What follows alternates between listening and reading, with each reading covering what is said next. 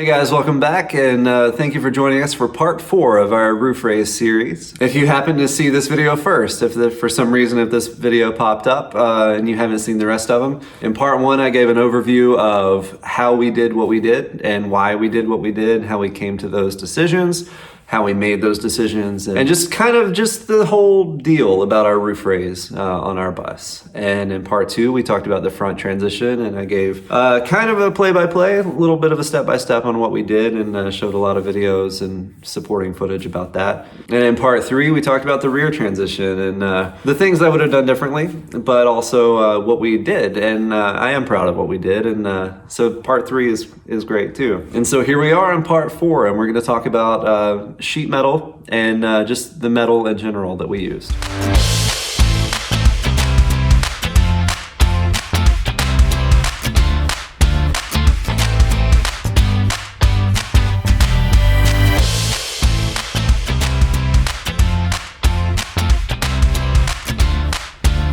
I'll never forget driving through Tucson, Arizona, and I called a friend of mine to talk about sheet metal, and specifically what kind he would put on the walls of a bus if he was converting it into a tiny house. So he told me that he wouldn't do anything less than 16 gauge because 18 gauge is gonna wrinkle. From everything that we've seen so far, he was correct.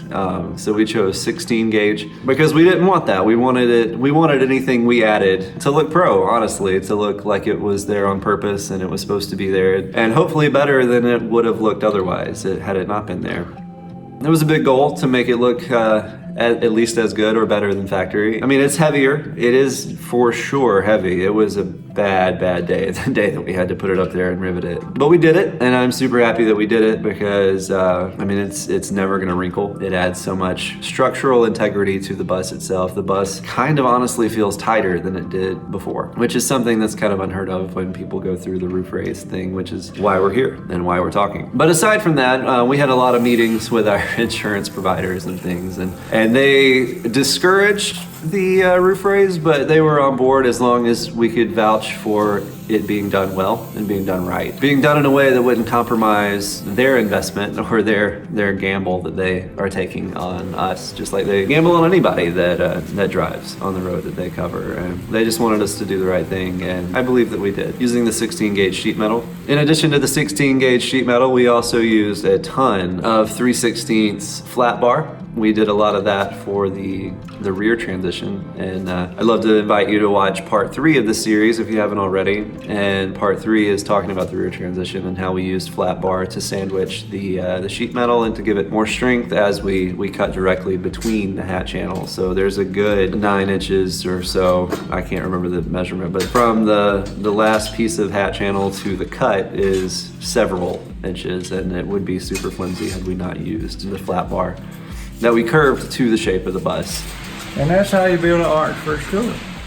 And then we used a lot of 2-inch angle. The 2-inch angle was for the front transition, and we were able to weld that up under the hat channel on the 3rd rib. And then we stretched it all the way to the top of the rib or the 1st rib of the bus. So we had a long swoopy transition. That's in video number 2 of the series called front transition. So that's it, a bunch of 1/8 flat bar, and the width of that was 2.5 inches and 3.5 inches. For no other reason than that's just what we had laying around, and I didn't have to buy anything, but it wound up being the right thing. And we looked around, and that's the beauty of having done other projects in the past, is sometimes you have stuff left over. We were able to use that, and it worked out great, and it worked out exactly like it should, and I couldn't be happier about that. And then in the front, we used a lot of 2-inch angle, so 1/8 inch metal, then 2-inch by 2-inch. We did a lot of modification, and to that, on the sides, we couldn't have the angle going onto the roof the roof of the bus. So we spent a lot of time kind of shaping the angle and cutting out and notching and things like that. But at the heart of it, it is 1/8 steel that's a 2-inch by 2-inch angle. A lot of precision angle grinding and things like that. And between that and all the aluminum rivets that we put in, man, there's a lot of metal that we added to this bus. But we did it with the insurance company in mind. And so that was it. I mean, we had it in mind to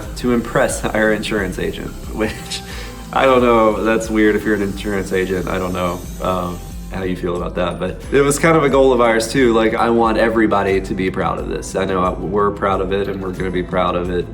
I wanted this bus to be something that everybody can be proud of, including our local insurance agents. Anyway, that's our medal. That's what we used. That's how we did it. And go back and watch 1 through 3 if you haven't seen them so far, and leave some comments. We'd love to know who you are. We like to get to know people that take the time to watch our videos. I can't thank you enough for being here and watching these videos, and we just love to get to know you. So leave some comments. I'd love to invite you to subscribe to the channel.